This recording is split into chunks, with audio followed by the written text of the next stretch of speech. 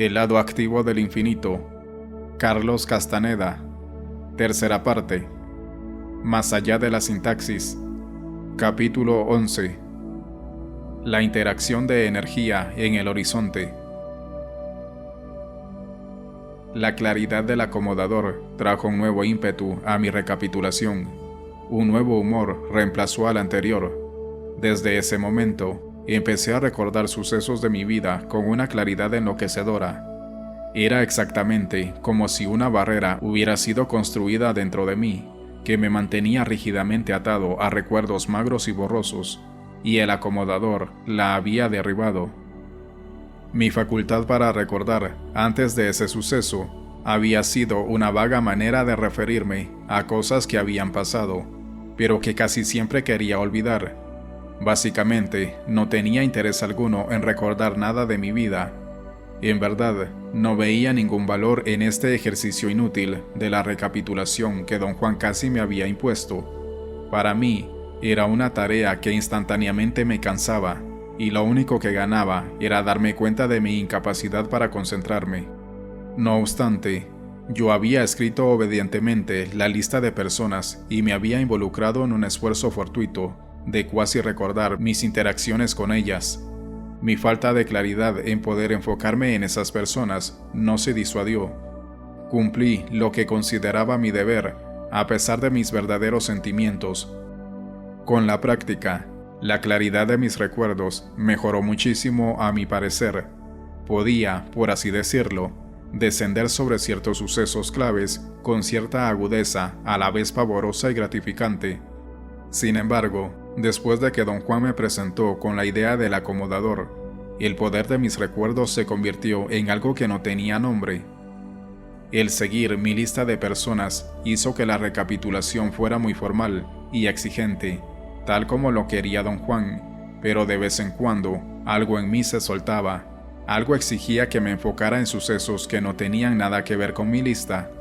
Sucesos cuya claridad era tan enloquecedora que terminaba atrapado y sumergido en ellos, quizá más intensamente que durante la experiencia misma. Cada vez que recapitulaba de esa manera, tenía un grado de desapego que me permitía ver cosas que había descuidado cuando realmente había estado de lleno en ellas. La primera vez que el recuerdo de un suceso me sacudió hasta los cimientos fue después de haber dado una conferencia en una universidad de Oregón. Los estudiantes encargados de organizar la conferencia me llevaron a mí y a otro antropólogo amigo a una casa a pasar la noche. Iba a hospedarme en un motel, pero insistieron en llevarnos a la casa para nuestra mayor comodidad. Dijeron que estaba en el campo y que no había ruidos, el lugar más tranquilo del mundo, sin teléfonos y sin posibilidad de contactos con el mundo exterior. Yo, como el tonto que era, acepté ir con ellos. Don Juan no solo me había advertido ser siempre un ave solitaria, sino que había exigido que observara su recomendación, algo que yo hacía la mayoría de las veces, aunque en ocasiones la criatura gregaria que había en mí me dominaba. El comité nos llevó a la casa de un profesor que estaba en sabático y que quedaba bastante lejos de la ciudad de Portland. Muy rápidamente encendieron las luces por dentro y por fuera de la casa, que de hecho estaba sobre una colina rodeada de faros.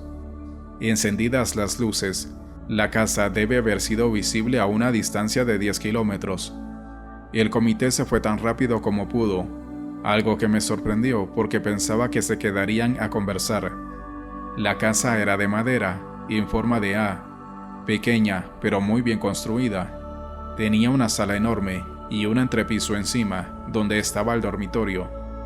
Justamente en el ángulo del marco en forma de A, había un crucifijo de tamaño natural que colgaba de una extraña bisagra rotatoria, perforado en la cabeza. Era una vista bastante impresionante, especialmente cuando el crucifijo rotaba, chirriando como si necesitara aceite. El baño de la casa era todo un espectáculo. Tenía azulejos de espejo en el techo, sobre las paredes y sobre el piso, y estaba iluminado con una luz rojiza. No había manera de ir al baño sin verse desde todos los ángulos posibles. Disfruté todas estas características de la casa, me parecían estupendas. Cuando llegó la hora de dormirme, sin embargo, me encontré con un serio problema, pues había una sola cama angosta, dura, monástica, y mi amigo antropólogo estaba a punto de caer enfermo de pulmonía, resollando y escupiendo flemas cada vez que tosía. Se fue directamente a la cama y se quedó seco. Busqué un rincón para dormirme. No encontraba ninguno. Esa casa carecía totalmente de comodidades. Además, hacía frío. El comité había encendido las luces, pero no la calefacción. La busqué. Mi búsqueda fue inútil, como lo fue también el tratar de encontrar el contacto para apagar los faros, o siquiera las luces de la casa. Los contactos estaban allí sobre las paredes, pero parecían regidos por un contacto central. Las luces estaban encendidas y no había manera de apagarlas. El único rincón que encontré para dormir fue sobre un tapete delgado, y la única cobija que había era la piel curtida de un gigantesco perro lanudo francés. Evidentemente, había sido la mascota de la casa y lo habían preservado. Tenía brillantes ojos negros y le colgaba la lengua del hocico abierto. Puse la cabeza del perro sobre mis piernas. Me tenía que tapar con la parte trasera que me daba al cuello. La cabeza embalsamada era como un duro objeto entre mis rodillas, lo que resultaba algo incómodo. Si hubiera estado oscuro, podría haber aguantado. Recogí un montón de toallas de mano y las usé como almohada. Usé la mayor cantidad posible de la mejor manera que pude para cubrir la piel del animal. No pude pegar un ojo en toda la noche. Fue entonces, recostado allí, mientras me maldecía por haber sido tan bestia y no haber seguido las recomendaciones de don Juan, cuando experimenté el primer recuerdo enloquecedoramente claro de toda mi vida. Me había acordado del suceso que don Juan llamó el acomodador con la misma claridad, pero mi tendencia siempre había sido de semidejar de lado lo que me pasaba cuando estaba con don Juan, porque a mi parecer en su presencia todo era posible. Sin embargo, esta vez estaba solo. Años antes de haber conocido a don Juan, había trabajado pintando anuncios para edificios. Mi jefe se llamaba Luigi Palma. Luigi consiguió un contrato para pintar un anuncio en la pared trasera de un edificio viejo, de venta y alquiler de fracs y trajes de novia. El dueño del edificio quería atraer toda la clientela posible con un gran anuncio.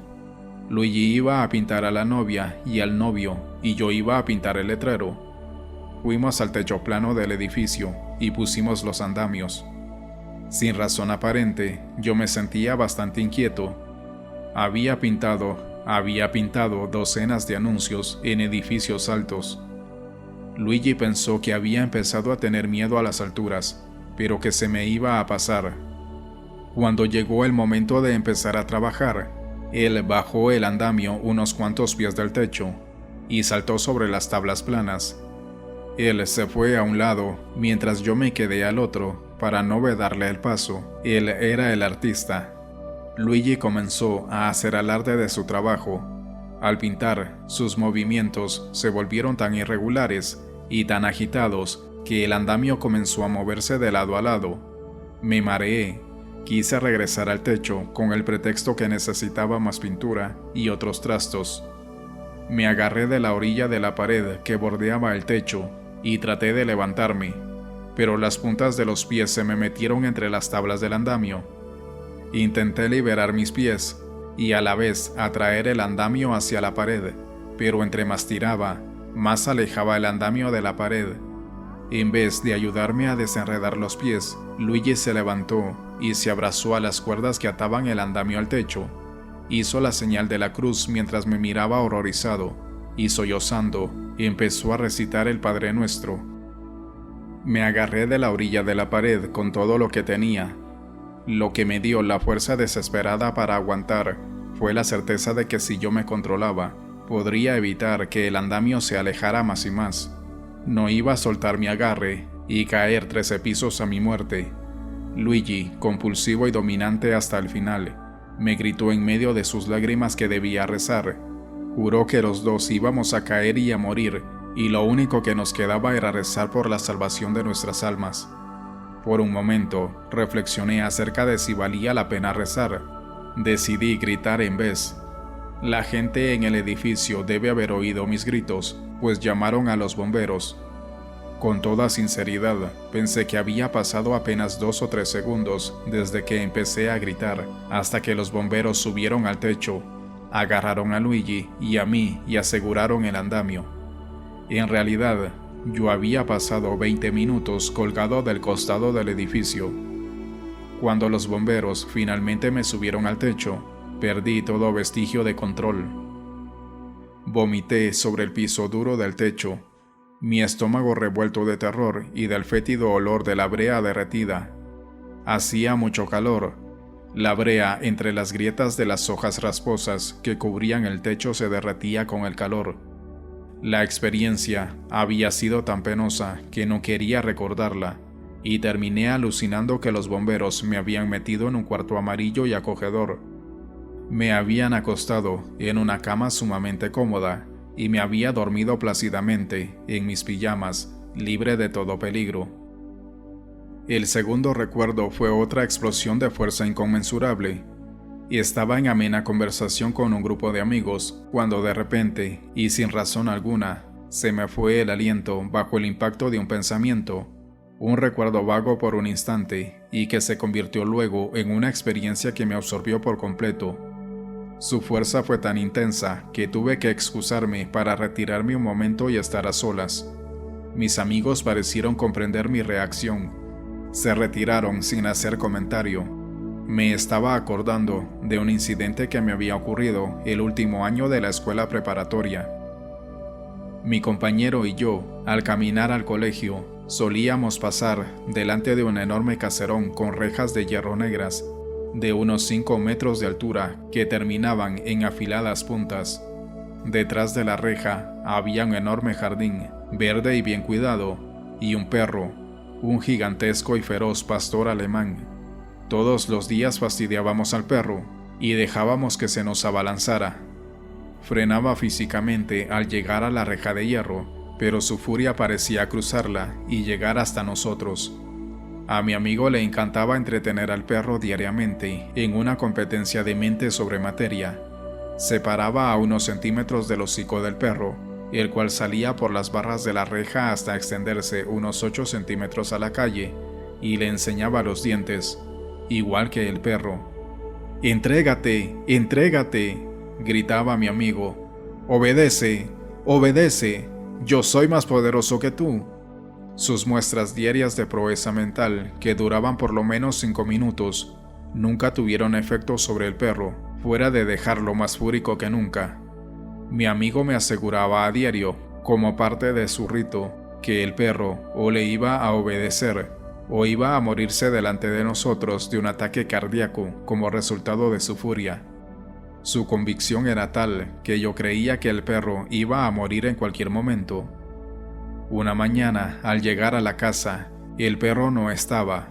Esperamos un momento, pero no apareció. Cuando lo vimos, estaba al final del enorme jardín. Parecía muy ocupado, así que empezamos a alejarnos. Por el rabillo del ojo, vi que el perro venía hacia nosotros a toda velocidad. A una distancia de 4 o 5 metros de la reja, dio un salto. Estaba segurísimo de que se iba a desgarrar la panza con la punta de la reja, pero las evitó apenas y cayó en la calle como un costal de papas. Por un momento pensé que estaba muerto, pero solo estaba atontado. De pronto se levantó y en vez de correr detrás del que lo había enfurecido, vino tras de mí. Salté el techo de un auto, pero el auto no era nada para ese perro. Saltó y casi se abalanzó encima de mí. Bajé y me trepé al primer árbol que estaba a mi alcance, un arbolito tierno que apenas soportaba mi peso. Estaba seguro que lo iba a quebrar, de que caería y moriría descuartizado en los dientes del perro. Y estaba casi fuera de su alcance en el árbol, pero saltó otra vez, agarrándome del pantalón y rasgándolo. Hasta llegó a sacarme sangre en las nalgas con los dientes, pero al ver que estaba yo fuera de su alcance encima del árbol, se fue. Corrió calle arriba, quizás en busca de mi amigo. En el colegio, la enfermera me dijo que tenía que pedirle un certificado de vacuna contra la rabia al dueño del perro. Tienes que investigar esto, me dijo en tono severo. A lo mejor ya te contagiaste. Si el dueño se niega a mostrarte el certificado de vacuna, tienes derecho a acudir a la policía. Hablé con el mayordomo de la casa donde vivía el perro. Me acusó de haber atraído al perro a la calle, un perro de raza de gran valor. «Ten cuidado, muchacho», me dijo enojado. «El perro se extravió. El dueño te va a meter a la cárcel si no sigues dando lata». «Pero a lo mejor tenga rabia», le dije en una voz sinceramente aterrada. «Me vale mierda que te haya dado plaga bubónica», me gritó. «Vete al carajo». «Llamo a la policía», le dije. «Llama a quien quieras», me contestó. «Si llamas a la policía, los volvemos contra ti. Y en esta casa podemos hacer lo que nos dé la gana». Le creí y le mentí a la enfermera, diciéndole que el perro andaba perdido y que no tenía dueño. «¡Ay, Dios mío!», exclamó. «Prepárate para lo peor. Lo más probable es que tenga que mandarte con el médico». Me dio una larga lista de síntomas que podían manifestarse. Me dijo además que las inyecciones contra la rabia eran extremadamente dolorosas y que se administraban subcutáneamente en la región abdominal. «No se lo desearía a mi peor enemigo», dijo, hundiéndome en una horrible pesadilla. Lo que siguió fue mi primera depresión verdadera. Me quedé en cama, sintiendo cada uno de los síntomas que me había enumerado la enfermera. Terminé por ir a la enfermería para rogarle a esa mujer que me hiciera el tratamiento, por muy doloroso que fuera. Hice un escándalo, me puse histérico. No tenía rabia, pero había perdido todo dominio sobre mí mismo. Le conté a don Juan mis 2 recuerdos, con todos los detalles, sin omitir nada. No hizo ningún comentario. Inclinó la cabeza afirmativamente un par de veces. «En ambos recuerdos, don Juan», dije, sintiendo en mí mismo la urgencia con la que hablaba, y estaba totalmente histérico. Me temblaba el cuerpo, tenía náuseas. No quiero decir que era como si estuviera viviendo la experiencia, porque no es verdad. Estaba dentro de las experiencias mismas las 2 veces, y cuando ya no pude soportarlo, salté a mi vida de ahora. Para mí, ese fue un salto hacia el futuro. Tuve el poder de pasar sobre el tiempo. Mi salto hacia el pasado no fue súbito. El suceso se desenvolvió lentamente, tal como sucede con los recuerdos. Fue al final que sí salté de pronto hacia el futuro, mi vida de ahora. «Algo en ti ha empezado a desmoronarse, no cabe duda», dijo finalmente. «Se ha estado desmoronando todo este tiempo, pero se reponía muy pronto cada vez que le faltaban las bases que lo sostenían. Mi sensación es que ya se está desmoronando totalmente». Después de otro largo silencio, don Juan explicó que los chamanes del México antiguo creían, como ya me había dicho, que tenemos 2 mentes y que solo una de ellas es la nuestra. Yo siempre había comprendido que nuestras mentes tenían 2 partes y que una de ellas se mantenía en silencio porque la fuerza de la otra parte le negaba poder expresarse. Fuera lo que dijera don Juan, siempre lo había tomado como un medio metafórico para quizás explicar el dominio aparente del hemisferio izquierdo del cerebro sobre el derecho, o algo por el estilo. «La recapitulación contiene una opción secreta», dijo don Juan. «Tal como te dije que la muerte contiene una opción secreta, una opción que solo los chamanes utilizan. En el caso de la muerte, la opción secreta es que los seres humanos pueden retener su fuerza vital y renunciar solamente a su conciencia, el resultado de sus vidas. En el caso de la recapitulación, la opción secreta que solo los chamanes eligen es la de acrecentar sus verdaderas mentes. La inquietante memoria de tus recuerdos, prosiguió, solo puede venir de tu mente verdadera.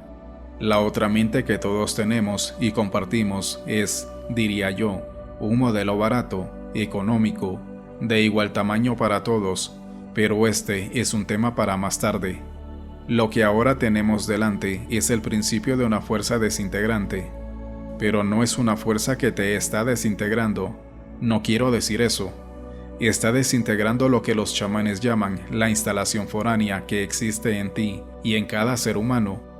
El efecto de la fuerza que se te viene encima, que está desintegrando la instalación foránea, y es que saca a los chamanes de su sintaxis. Había estado atento a lo que me decía don Juan, pero no podía decir que lo hubiera comprendido. Por alguna extraña razón, para mí tan desconocida como la causa de mis vivas memorias, no pude hacerle ninguna pregunta. «Comprendo lo difícil que es para ti», dijo don Juan de pronto, «al tener que lidiar con esta faceta de tu vida. Todos los chamanes que conozco han pasado por esto. Al experimentarlo, los machos sufren infinitamente más daño que las hembras. Supongo porque la mujer es por naturaleza más duradera. Los chamanes del México antiguo, actuando en grupo, hicieron lo posible por sostener el impacto de esta fuerza desintegrante. Hoy día no tenemos los medios para actuar en grupo, así es que tenemos que fortalecernos para enfrentar a solas la fuerza que nos va a llevar más allá del lenguaje, porque no hay otra manera adecuada para describir lo que está pasando». Don Juan tenía razón porque en verdad no podía explicar o no encontraba manera de describir los efectos de esos recuerdos para mí. Don Juan me había dicho que los chamanes se enfrentan a lo desconocido a través de los incidentes más banales que se pueda uno imaginar. Cuando se enfrentan a ellos y no pueden interpretar lo que están percibiendo, tienen que apoyarse en un recurso exterior para saber por dónde ir. Don Juan llamaba a ese recurso el infinito o la voz del espíritu, y había dicho que si los chamanes no se esfuerzan por ser racionales con algo que no puede ser racionalizado, el espíritu les dice lo que ocurre, sin falla. Don Juan me guió a aceptar la idea de que el infinito era una fuerza que tenía voz y que estaba consciente de sí misma. A consecuencia, me había preparado para estar atento a esa voz y siempre actuar con eficacia, pero sin antecedentes, usando cuanto menos posible el apoyo de a priori. Esperé impacientemente a que la voz del espíritu me dijera el sentido de mis memorias, pero no pasó nada.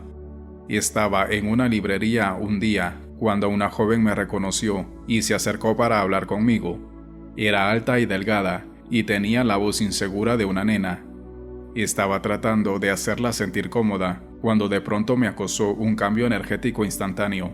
Era como si una alarma se hubiera encendido dentro de mí, y sin ninguna volición de mi parte, tal como había sucedido antes, recordé otro suceso de mi vida que había olvidado por completo. La memoria de la casa de mis abuelos me inundó.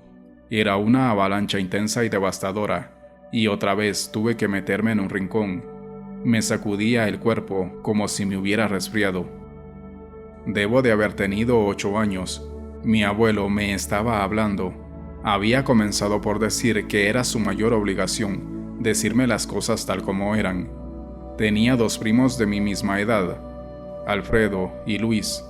Mi abuelo insistió, despiadadamente, que le admitiera que mi primo Alfredo era verdaderamente bello. En mi visión, oía la voz rasposa y contenida de mi abuelo. «Alfredo no necesita ninguna presentación», me había dicho en aquella ocasión. «Con solo estar presente, se le abren las puertas porque todos practican el culto de la belleza. A todos les gusta la gente bella, los envidian, pero siempre los buscan. Créemelo, yo soy guapo. ¿No te parece?». Estaba totalmente de acuerdo con mi abuelo. Era ciertamente un hombre guapo, de huesos finos, de alegres ojos azules, de facciones exquisitas y de pómulos elegantes. Todo en su semblante estaba en perfecto equilibrio: su nariz, su boca, sus ojos, su mentón puntiagudo. Tenía pelo rubio que le salía de las orejas, característica que le daba un aire de duende. Sabía todo acerca de sí mismo y explotaba sus dotes al máximo. Las mujeres lo adoraban, primero, según él, por su belleza, y segundo, porque no lo veían como una amenaza.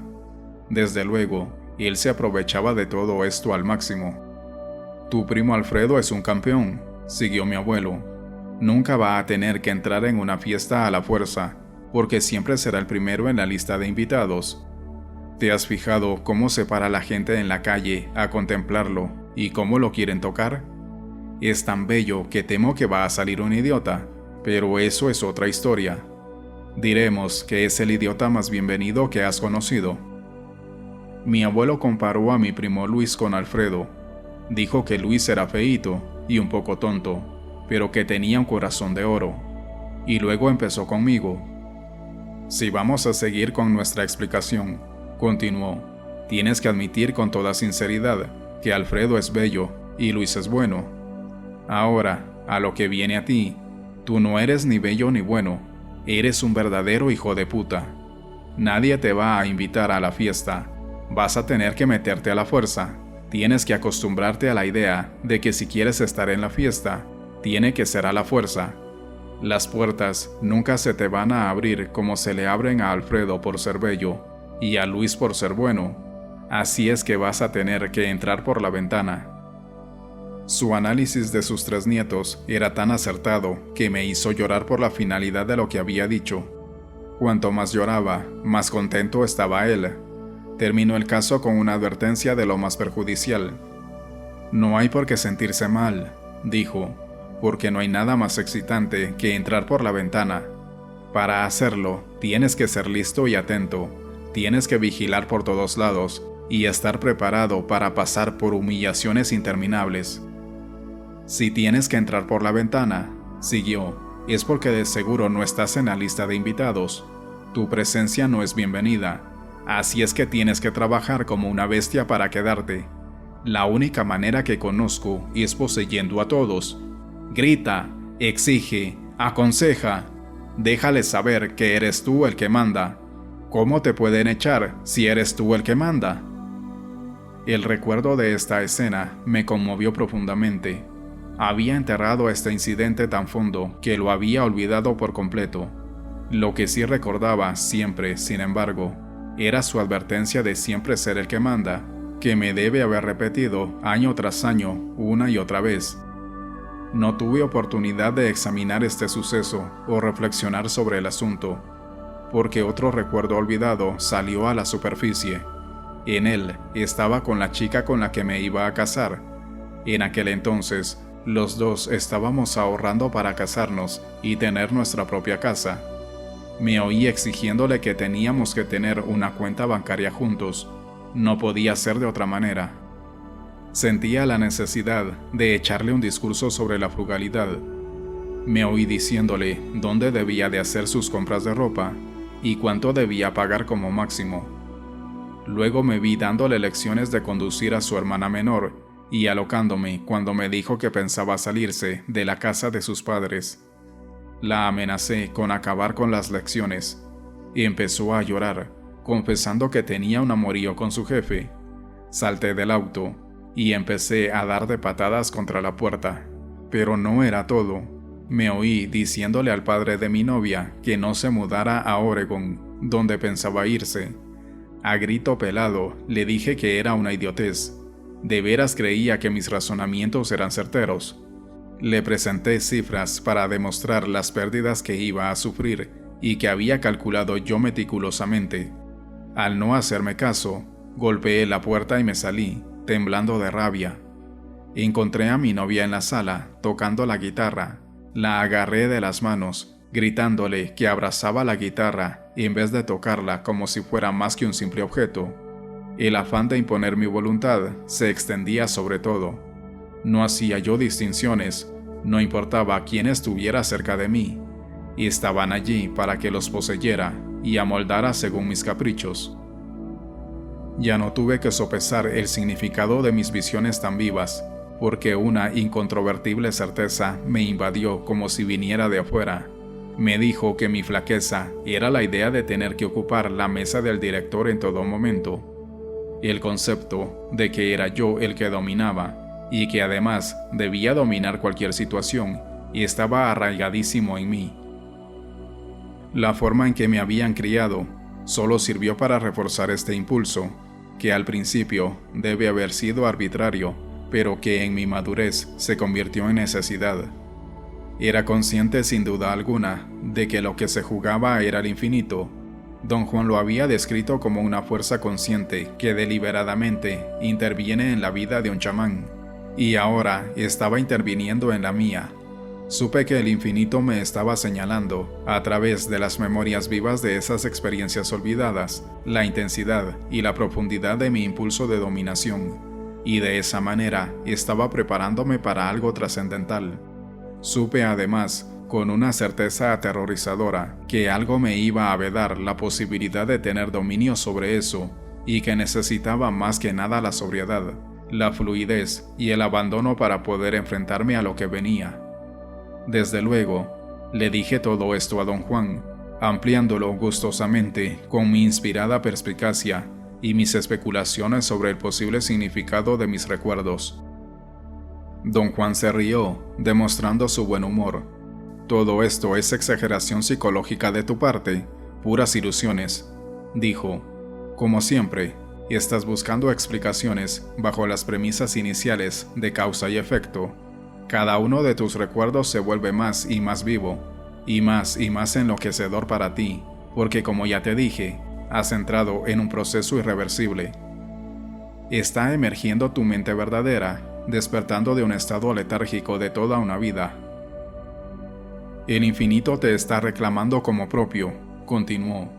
«No importa lo que utilice para señalarte eso, no tiene otra razón, otra causa, otro valor que eso. Lo que debes hacer, sin embargo, es prepararte para el ataque violento del infinito. Debes estar en un estado de continuo desvelo, afirmado para recibir un golpe de enorme magnitud. Esa es la manera sobria y cuerda en que los chamanes se enfrentan al infinito». Las palabras de don Juan me dejaron con un sabor amargo en la boca. En verdad, sentía que esa fuerza venía sobre mí y me llenaba de temor. Como había pasado mi vida entera escondido detrás de alguna actividad superflua, me hundí en mi trabajo. Presenté conferencias en los cursos que dictaban mis amigos en varias universidades por el sur de California. Escribí prolíficamente. Puedo afirmar que tiré docenas de manuscritos a la basura porque no cumplían con un requisito indispensable que me había descrito don Juan, que lo hacía aceptable para el infinito. Me había dicho que todo lo que hacía tenía que ser un acto de brujería, un acto libre de expectativas intrusas, temores al rechazo, ilusiones de éxito, libre del culto del yo. Todo lo que hacía tenía que ser al momento un acto de magia en que me abría libremente a los impulsos del infinito. Una noche me encontraba sentado en mi escritorio preparándome para escribir, como lo hacía a diario. Sentí de pronto un vahido. Pensé que acaso me sentía mareado porque me había levantado demasiado pronto del colchón donde hacía mis ejercicios. Se me nubló la vista, vi puntitos amarillos, creí que me iba a desmayar. Empeoré. Había una enorme mancha roja delante de mí, y empecé a respirar profundamente, tratando de tranquilizar la agitación que causaba la distorsión visual. Entré en un silencio extraordinario a tal extremo, que me sentí rodeado de una negrura impenetrable. Me vino la idea de que me había desmayado, pero podía sentir la silla, y el escritorio. Tenía conciencia de todo a mi alrededor, desde la negrura que me rodeaba. Don Juan había dicho que los chamanes de su linaje consideraban que uno de los resultados más codiciados del silencio interno era una interacción específica de energía que siempre se anuncia con una profunda emoción. Él sentía que mis recuerdos eran medios para agitarme al extremo de poder experimentar esa interacción. Tal interacción se manifestaba a través de matices que se proyectaban en el horizonte del mundo de la vida cotidiana, fuera una montaña, el cielo, una muralla o simplemente la palma de la mano. Me había explicado que esta interacción empieza con la apariencia de una tenue pincelada color lavanda sobre el horizonte. Con el tiempo, la pincelada lavanda se expande hasta que cubre el horizonte visible, como las nubes de una tormenta que avanza. Me aseguró que se ve un punto rojizo, de un peculiar y rico color granate, como si hiciera explosión dentro de las nubes color lavanda. Afirmó que al adquirir mayor disciplina y experiencia los chamanes, el punto color granate se expande y finalmente estalla en pensamientos o visiones, o en el caso de un hombre de letras, en palabras escritas. Los chamanes, o bien ven visiones engendradas por la energía, oyen pensamientos a través de la palabra hablada, o leen palabras escritas. Esa noche, allí delante de mi escritorio, no vi ninguna pincelada a la banda ni nubes que avanzaban. Estaba seguro de no tener la disciplina que requieren los chamanes para tal interacción de energía, pero sí tenía una enorme mancha color granate delante de mí. Esa enorme mancha, sin ningún preámbulo, estalló en palabras desasociadas que leí como si salieran de una máquina de escribir sobre una hoja de papel. Se movían con una rapidez tan exagerada delante de mí que me era imposible leer nada. Entonces oí que una voz me explicaba algo. Otra vez, el ritmo de la voz no cuadraba con mi oído. Las palabras se confundían, haciendo imposible el escuchar algo sensato. Como si no bastara, empecé a ver escenas de esas provocadas por el hígado, como las que se sueñan después de haber comido muy pesado. Eran borrosas, oscuras, siniestras. Empecé a girar hasta que me dio náusea. Allí terminó todo. Sentía el efecto de todo lo que me había pasado en cada músculo de mi cuerpo, y estaba rendido. Esta intervención violenta me había dejado frustrado y colérico. Fui corriendo a casa de don Juan para contarle lo sucedido. Sentía que necesitaba de su ayuda más que nunca. La brujería y los chamanes no son gentiles, comentó don Juan después de oír mi relato. Esta es la primera vez que desciende el infinito sobre ti de tal manera. Fue como un asalto, fue una toma de posesión total de tus facultades. Con respecto a la velocidad de tus visiones, tú mismo tendrás que ajustarla. Para algunos chamanes, es trabajo de toda una vida. Desde ahora en adelante, la energía va a aparecer delante de ti, como si estuviera proyectada sobre una pantalla de cine. Que entiendas o no la proyección, siguió, es otra cosa. Para interpretarla con precisión, necesitarás experiencia. Mi recomendación es que no seas tímido y que empieces ahora mismo. Lee la energía sobre la pared. Está emergiendo tu verdadera mente y no tiene nada que ver con la mente que es una instalación foránea. Deja que tu mente verdadera se ajuste a la velocidad. Mantente en silencio y no te preocupes, pase lo que pase. Pero, don Juan, ¿es posible todo esto? ¿Puede uno leer la energía como si fuera texto? Le pregunté, abrumado por la idea. Claro que es posible, me contestó. En tu caso, no solo es posible, sino que te está ocurriendo, ¿no? Pero, ¿por qué leerla como si fuera texto? Insistí, aunque era una insistencia retórica. Es afectación de tu parte, me dijo. Si leyeras el texto, lo podrías repetir a la letra, pero si trataras de ser un espectador del infinito, en vez de un lector del infinito, te darías cuenta de que no podrías describir lo que estás mirando, y terminarías diciendo babosadas, incapaz de verbalizar lo que atestiguas. Lo mismo si trataras de oírlo. Esto, desde luego, es específicamente para ti. De todos modos, el infinito escoge. El guerrero viajero simplemente cede a su selección. Pero ante todo, añadió después de una pausa premeditada, no te abrumes por el suceso, porque no puedes describirlo. Es un suceso más allá de la sintaxis de nuestro lenguaje.